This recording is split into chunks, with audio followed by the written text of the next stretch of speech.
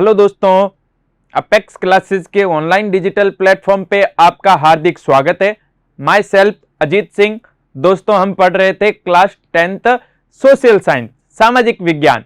दोस्तों, आपको पता है हमने पिछली मीटिंग्स के अंदर जो टॉपिक शुरू किया था अपने क्लास 10th का टॉपिक नंबर 7, अध्याय नंबर 7, स्टेट गवर्नमेंट, राज्य सरकार। काफी कुछ हमने अध्ययन भी किया था कि हमारी जो सरकार होती है उसके 3 अंग होते हैं। जैसे हमारे राज्य के अंदर, भारत के अंदर जैसे संसदात्मक शासन की स्थापना की गई है, सेम वैसे ही संसदात्मक शासन राज्यों में भी अपनाया गया। और जैसे सरकार के 3 अंग केंद्र के अंदर है, व्यवस्थापिका, कार्यपालिका, न्यायपालिका, सेम वैसे ही 3 अंग कहां है?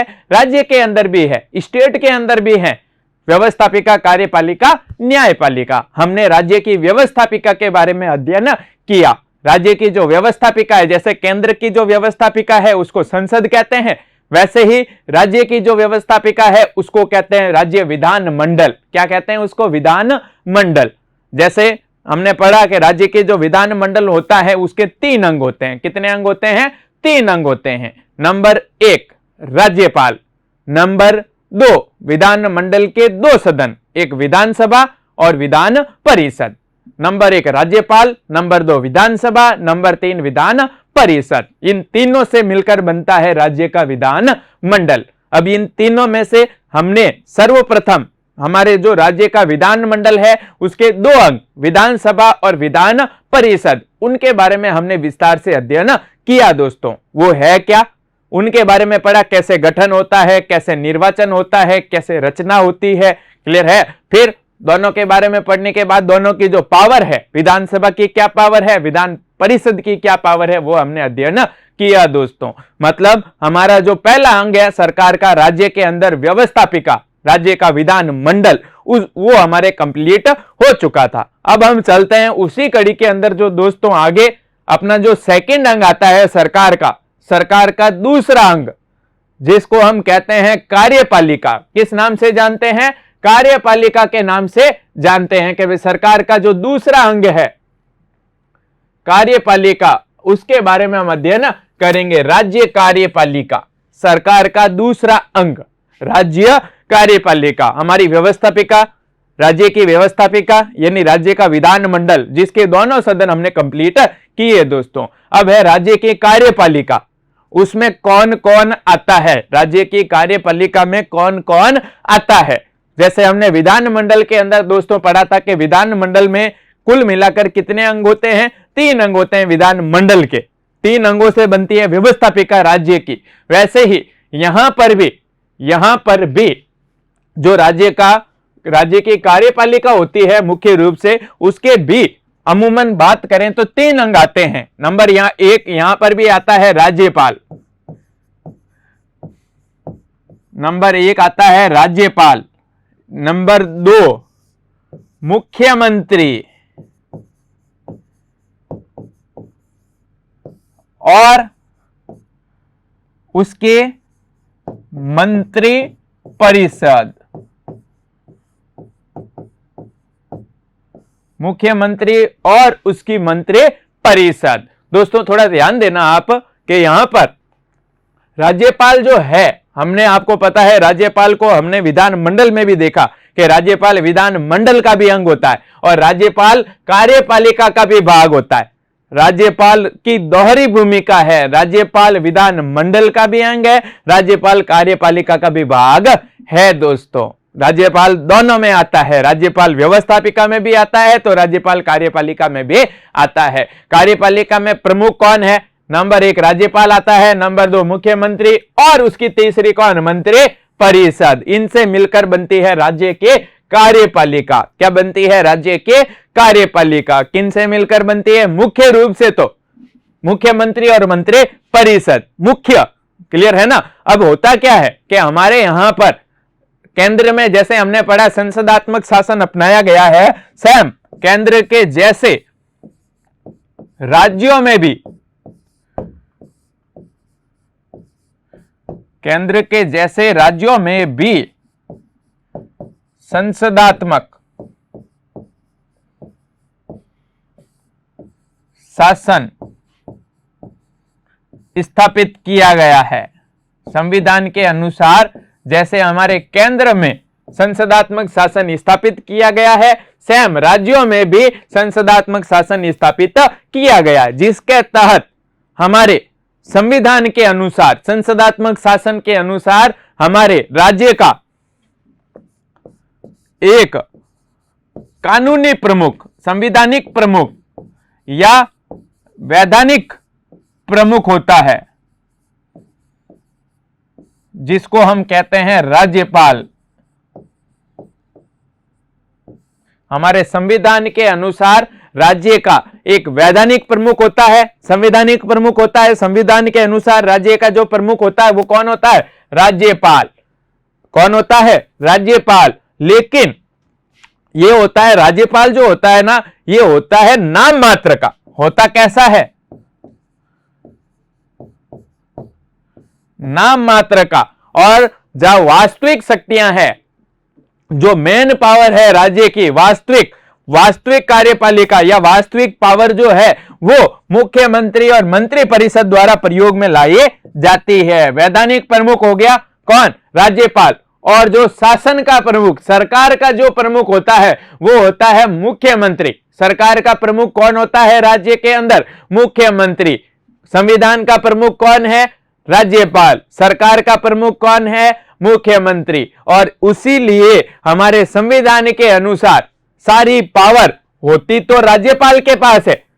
संविधान के अनुसार राज्य की सारी शक्तियां होती तो राज्यपाल के पास है, लेकिन उन शक्तियों का प्रयोग वास्तविक तौर पर, उन शक्तियों का प्रयोग वास्तविक शक्ति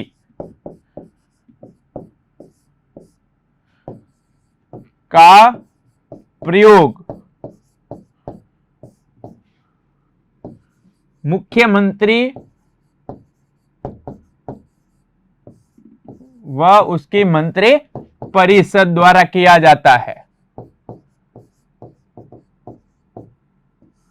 वास्तविक शक्तियों का प्रयोग मुख्यमंत्री और उसकी मंत्री परिषद द्वारा किया जाता है। अब राज्य में भी संसदात्मक शासन अपनाया गया है। राज्य में भी कितने प्रमुख होते हैं? 2 प्रमुख होते हैं। एक होता है राज्यपाल, एक होता है मुख्यमंत्री। जैसे केंद्र के अंदर राष्ट्रपति और प्रधानमंत्री होते हैं, वैसे ही राज्य के अंदर होता है कौन? राज्यपाल और मुख्यमंत्री। राज्यपाल राज्य का वैधानिक प्रधान होता है, संवैधानिक प्रधान होता है राज्य का कौन? राज्यपाल। और जो वास्तविक प्रमुख होता है राज्य का, मेन पावर का प्रयोग करने वाला वास्तविक प्रमुख, वो होता है कौन? मुख्यमंत्री। राज्य का वास्तविक कार्यपालक, वास्तविक शक्ति का प्रयोग करने वाला वास्तविक जो प्रमुख होता है कौन होता है?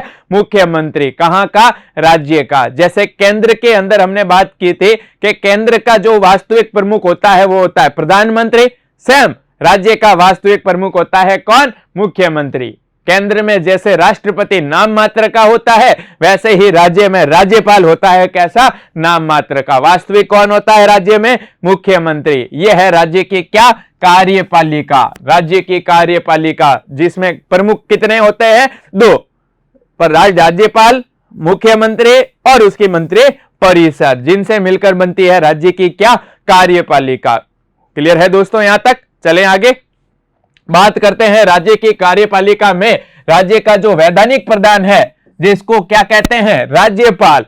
अभी हमने पीछे पढ़ा, राज्य का वैधानिक प्रधान, राज्य का कानूनी प्रधान, संवैधानिक प्रधान। राज्य का कौन होता है? राज्यपाल। राज्य का कानूनी वैधानिक प्रधान कौन होता है? राज्यपाल। उसी राज्यपाल के बारे में हम आगे अध्ययन करेंगे। क्या राज्यपाल है क्या, कैसे नियुक्ति होती है, क्या योग्यताएं होती है, क्या पावर होती है राज्यपाल की, वो सब हम इसमें अध्ययन करेंगे दोस्तों। कार्यपालिका, राज्यपाल की दोहरी भूमिका है। राज्यपाल विधान मंडल का अंग भी है, हमने पढ़ा। राज्यपाल विधान मंडल का अंग भी है और राज्यपाल कार्यपालिका का भाग भी है। विधान मंडल का भी अंग है, कार्यपालिका का भी भाग है। कौन? राज्यपाल। तो दोहरी भूमिका का हम राज्यपाल की यहां पर अध्ययन करेंगे दोस्तों। तो हम बात कर रहे हैं, सबसे प्रमुख है राज्य का जो कार्यपालक, संवैधानिक प्रमुख, वैधानिक प्रमुख, जो कौन होता है? राज्यपाल। जैसे केंद्र में राष्ट्रपति होता है, जैसे देश के अंदर राष्ट्रपति का पद होता है, सेम वैसे ही राष्ट्रपति के जैसा ही राज्य के अंदर जो प्रमुख होता है, स्टेट के अंदर जो प्रमुख होता है, वो होता है कौन? राज्यपाल। सेम उसी के जैसा। अब ध्यान देना, राज्यपाल, यहां पर बात कर रहा हूं मैं राज्यपाल के नियुक्ति की। यहां पर हेडिंग आई है राज्यपाल के नियुक्ति। अब यहां पर क्या? राज्य का कानूनी प्रधान। अनुच्छेद नंबर, ध्यान देना थोड़ा दोस्तों, अनुच्छेद नंबर 153, इसमें लिखा हुआ है कि राज्य का एक राज्यपाल होगा। राज्य का एक राज्यपाल होगा, यानी राज्यपाल के पद का उल्लेख, राज्यपाल के पद का उल्लेख कौन से अनुच्छेद में किया गया? भारतीय संविधान के अनुच्छेद 153 में किया गया है। किसका उल्लेख? राज्यपाल के पद का उल्लेख कौन से अनुच्छेद में है? 153 नंबर अनुच्छेद के अंदर किया गया है। अब थोड़ा ध्यान देना दोस्तों कि 153 अनुच्छेद में राज्यपाल के पद का उल्लेख है। इससे जस्ट आगे वाला अनुच्छेद 154, अनुच्छेद 154, जिसमें उल्लेख किया गया है कि राज्य की समस्त जो कार्यपालिका शक्तियां हैं,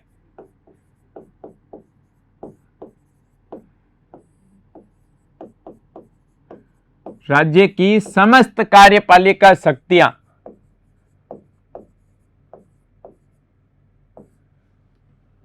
अनुच्छेद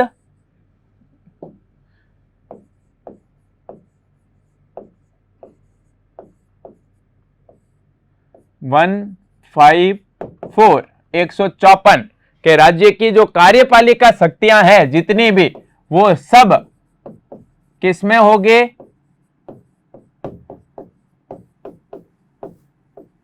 राज्यपाल में निहित होगी। हमारे संविधान का अनुच्छेद 154 के राज्य की जितनी भी पावर है, कार्य करने वाली कार्यपालिका शक्तियां सब किसके पास होगी? राज्यपाल के पास होगी, राज्यपाल के पद में निहित होगी। और राज्यपाल जो है, ध्यान देना, ये जो शक्तियां है राज्यपाल के अंदर, लेकिन इन शक्तियों का प्रयोग राज्यपाल मुख्यमंत्री और मंत्री परिषद की सलाह के अनुसार ही करेगा। अब यहां पर देखो, दो बातें अलग अलग आई है। एक तो पावर राज्यपाल के पास है, लेकिन दूसरी बात क्या कह रही है कि राज्यपाल अपने मन से इन शक्तियों का प्रयोग नहीं कर सकता। जैसा मुख्यमंत्री और मंत्री परिषद सलाह देंगे, वैसे राज्यपाल इन शक्तियों का प्रयोग करेगा। किसके कहे अनुसार? मुख्यमंत्री और मंत्री परिषद के कहे अनुसार। तो अनुच्छेद 153 राज्यपाल के पद का उल्लेख किया गया। अनुच्छेद 154 राज्य की समस्त कार्यपालिका शक्ति किसमें होगी? राज्यपाल में होगी, जिसका प्रयोग राज्यपाल मुख्यमंत्री और मंत्री परिषद की सलाह पर ही करेगा। यहां बात कर रहा हूं मैं राज्यपाल के नियुक्ति की।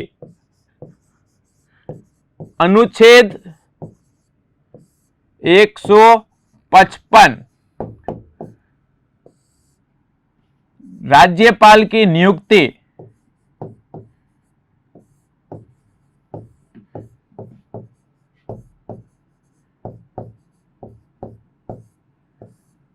पांच वर्ष हेतु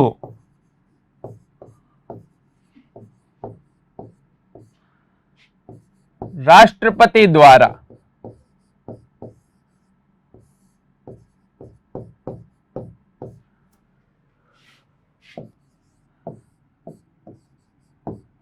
की जाती है। राज्यपाल की नियुक्ति करता कौन है? राष्ट्रपति करता है। सीधी सी बात आई ना कि राज्यपाल की नियुक्ति कौन करेगा? राष्ट्रपति करेगा। कहां लिखा हुआ है? अनुच्छेद 155 के राज्यपाल की नियुक्ति करेगा कौन? राष्ट्रपति करेगा।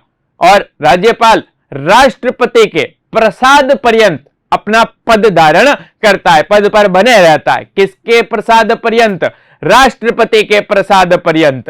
यानी जब तक राष्ट्रपति चाहे तब तक पद पर रहेगा कौन? राज्यपाल। राष्ट्रपति 5 साल के लिए चुनता है और 5 साल से पहले भी राष्ट्रपति किसी भी राज्यपाल को क्या कर सकता है? बर्खास्त भी कर सकता है, वापस हटा भी सकता है। कौन हटा सकता है? राष्ट्रपति। नियुक्त राष्ट्रपति करता है तो 5 साल से पहले भी हटा सकता है कौन? राष्ट्रपति। इसीलिए तो कहते हैं कि राज्यपाल राष्ट्रपति के प्रसाद पर्यंत, जब तक राष्ट्रपति का आशीर्वाद है तब तक पद पर रहेगा। कौन? राज्यपाल। किसके आशीर्वाद से? राष्ट्रपति के प्रसाद पर्यंत आशीर्वाद राष्ट्रपति का, तब तक पद पर रहेगा जब तक राष्ट्रपति चाहेगा। राष्ट्रपति कभी भी समय से पहले भी इसे हटा सकता है। किसको हटा सकता है? राज्यपाल को। क्लियर है बात? और राष्ट्रपति अगर चाहे, क्लियर है, अगर राष्ट्रपति चाहे 5 साल के लिए पद धारण करता है। कार्यकाल कितना होता है राज्यपाल का? सामान्यतः 5 साल कार्यकाल होता है। कितने साल? 5 साल। और राष्ट्रपति अगर चाहे तो तबादले कर सकता है, स्थानांतरण कर सकता है। एक राज्य के राज्यपाल को एक दूसरे राज्य में भेज सकता है। कौन भेज सकता है? राष्ट्रपति। नियुक्त तो वही करता है, तो राष्ट्रपति भेज सकता है। क्लियर है? और अगर ध्यान देना, 5 साल के लिए चुना जाता है और अगला राज्यपाल जब तक पद पर नहीं आ जाए, जैसे मान लो हमारे यहां पर जैसे बात करूं राजस्थान की, अभी राजस्थान के राज्यपाल कौन है? कलराज मिश्र। अभी हमारे राजस्थान के राज्यपाल हैं कलराज मिश्र।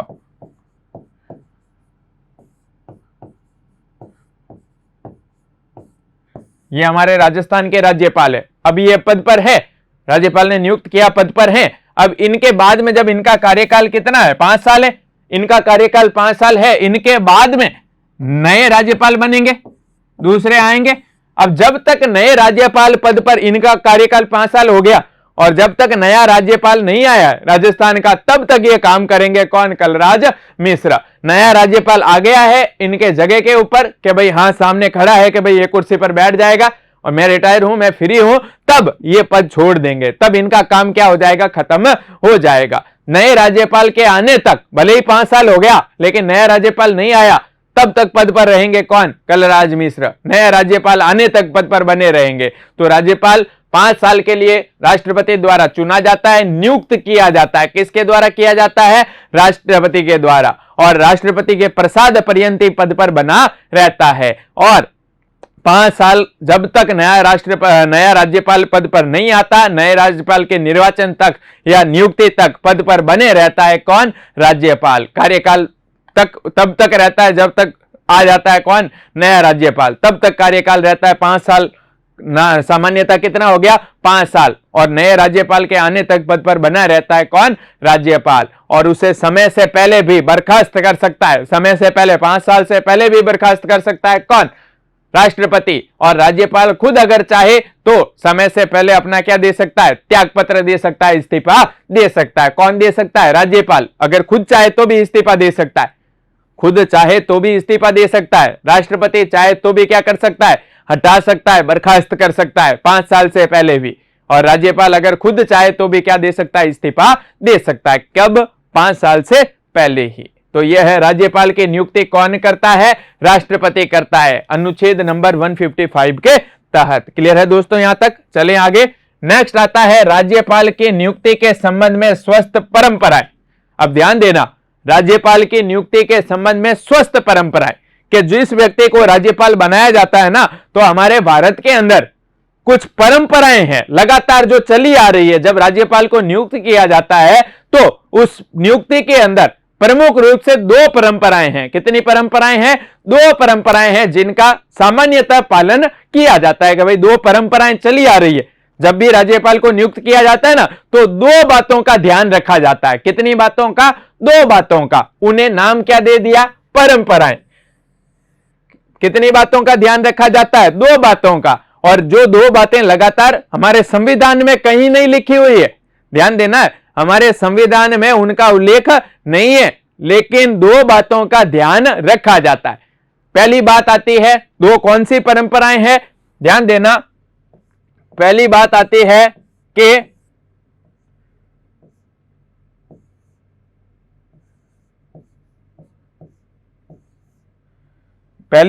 है कि जिस व्यक्ति को राज्य के मूल निवासी को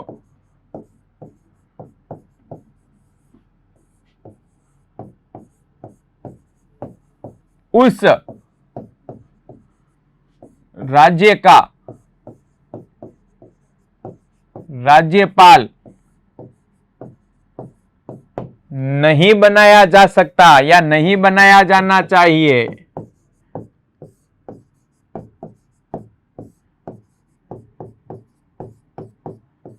पहली बात आ गई कि जिस व्यक्ति को राज्यपाल बनाया जा रहा है वो उस राज्य का निवासी नहीं होना चाहिए। जैसे मान लो राजस्थान का राज्यपाल बनाना है किसी को, तो वो राजस्थान का नहीं हो सकता, बाहर का कहीं का भी हो सकता है, वो राजस्थान का निवासी नहीं होना चाहिए। पहली परंपरा तो यही है कि राज्य के मूल निवासी को उस राज्य में राज्यपाल नहीं बनाया जाना चाहिए। पहली परंपरा ये पालन होता है, हर जगह पालन होता है। अभी जैसे कलराज मिश्र हैं, वो कहां के हैं? बाहर के, हमारे राजस्थान के नहीं है। इससे पहले भी जितने भी राज्यपाल बने हैं ना, वो दूसरे राज्य के हैं, राजस्थान के नहीं है, ताकि पक्षपात नहीं हो, निष्पक्षता रहे, इसीलिए उस राज्य का निवासी नहीं होना चाहिए। पहली परंपरा तो यही है कि जिसे राज्यपाल बनाया जाता है ना, वो किसी और राज्य का नागरिक होता है, उस राज्य का वो नागरिक नहीं होता, उस राज्य का नहीं होता। जैसे राजस्थान का नहीं होता, जिसे राजस्थान का राज्यपाल बनेगा ना, वो बाहर का कहीं का भी हो सकता है, पंजाब का हो सकता है, गुजरात का हो सकता है, यूपी का हो सकता है, एमपी का हो सकता है, लेकिन वो राजस्थान का नहीं होना चाहिए, सीधी सी बात। और राजस्थान का कोई व्यक्ति है, दूसरे राज्य में उसे नियुक्त किया जा सकता है, लेकिन राजस्थान में नहीं। दूसरी बात आती है यहां पर, पहली बात तो हो गई, दूसरी, राज्यपाल की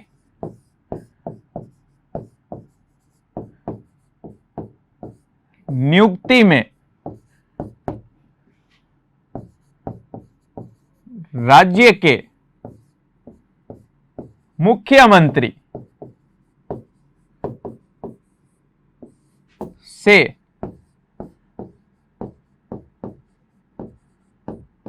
परामर्श करना चाहिए। दूसरी बात आती है कि जैसे राजस्थान के अंदर राज्यपाल बना रहे हैं किसी को, तो राजस्थान के जो मुख्यमंत्री हैं उनसे राष्ट्रपति क्या ले? परामर्श ले कि हम आपके राज्य में राज्यपाल बना रहे हैं, किसे बनाएं? आपसे क्या ले रहे हैं? सलाह ले रहे हैं। तो उस राज्य का जो मुख्यमंत्री है उससे परामर्श लिया जाना चाहिए। ये वाली दूसरी परंपरा है। और ये दूसरी परंपरा जो है ना, इसका सामान्यतः बहुत कम बार प्रयोग होता है, बहुत कम प्रयोग होता है। दूसरी वाली का राज्य के मुख्यमंत्री से कई बार पूछा ही नहीं जाता, बट ये परंपरा है कि पूछ लेना चाहिए। किसको पूछना चाहिए?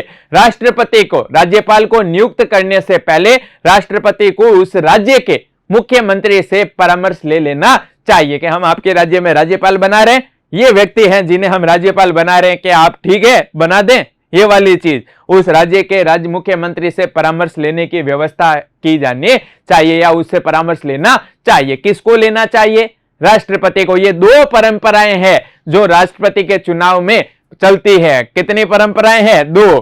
पहला, उस राज्य का मूल निवासी नहीं होना चाहिए, जिस राज्य में राज्यपाल बन रहा है वो कहीं और का होना चाहिए, उस राज्य का नहीं होना चाहिए। दूसरी बात क्या? उस संबंधित राज्य के, जैसे राजस्थान में राज्यपाल बना रहे, तो राजस्थान के मुख्यमंत्री से क्या होनी चाहिए? सलाह लेने की व्यवस्था होनी चाहिए कि राष्ट्रपति उस राज्य के मुख्यमंत्री से क्या ले? परामर्श ले। अब दूसरी मैंने आपको बता दी कि ये दो परंपराएं हैं, और दूसरी वाली परंपरा का पालन बहुत कम होता है, बहुत कम होता है, ज्यादा नहीं होता। दूसरी वाली बात का, पहली वाली तो परंपरा में है, चली आ रही है, सीधी सी बात है। पहली वाली बात तो मानी जाती है, आज तक चलती आई है। उस राज्य का निवासी उस राज्य में राज्यपाल नहीं बनाया जा सकता, वो कहीं और बन सकता है, उस राज्य में नहीं बन सकता। और ये मुख्यमंत्री से परामर्श की व्यवस्था होनी चाहिए, परामर्श लिया जाना चाहिए। ये दो परंपराएं चलती है, किसके नियुक्ति के अंदर? राज्यपाल की नियुक्ति के अंदर। चलें आगे दोस्तों। नेक्स्ट आता है राज्यपाल के पद की योग्यताएं और वेतन। अब ध्यान देना दोस्तों, राज्यपाल की योग्यताएं क्या होती है? प्रमुख रूप से तो दो ही है। राज्यपाल की योग्यताओं की बात करें पहले, तो प्रमुख रूप से तो दो ही है। वह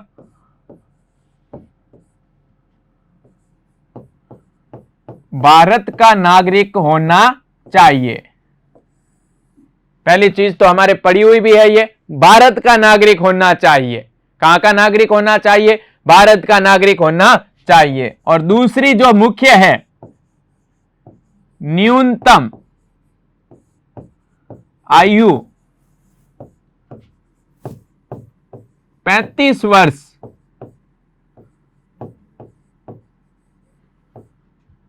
होनी चाहिए। न्यूनतम आयु 35 वर्ष होनी चाहिए। कितनी उम्र? कम से कम 35 साल। आपको पता है, हमने पढ़ा विधानसभा का सदस्य बनना है 25 साल, विधान परिषद का बनना है 30 साल और राज्यपाल बनना है तो 35 साल। ये एक क्रम है, सीक्वेंस है।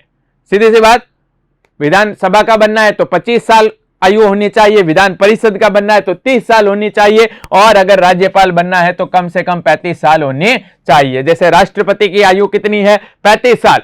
राष्ट्रपति के लिए कोई राष्ट्रपति बनना चाहता है तो 35 साल का होना चाहिए। सेम राज्यपाल कितना होना चाहिए? 35 साल का होना चाहिए। दो ये हो गई, दो योग्यताएं प्रमुख है, भारत का नागरिक होना चाहिए और 35 साल का होना चाहिए। और राज्यपाल जो है ना, वो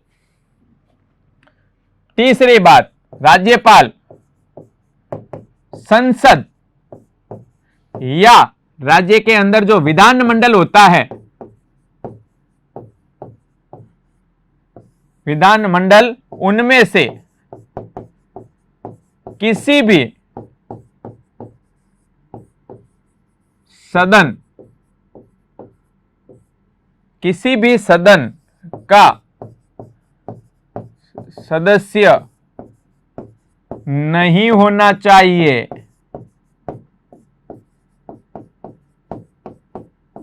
यानी राज्यपाल का किसी भी दल से कोई संबंध नहीं होना चाहिए। राज्यपाल का किसी भी दल से कोई संबंध नहीं होना चाहिए। और राज्यपाल जो है ना, संसद का या राज्य के विधानमंडल का, संसद में कितने सदन? 2 सदन, लोकसभा और राज्यसभा। राज्य के विधानमंडल में कितने सदन? 2 सदन, विधानसभा और विधान परिषद। ये 4 सदन है टोटल। इन चारों में से किसी का भी सदस्य नहीं होना चाहिए, किसी का भी सदस्य नहीं होना चाहिए राज्यपाल।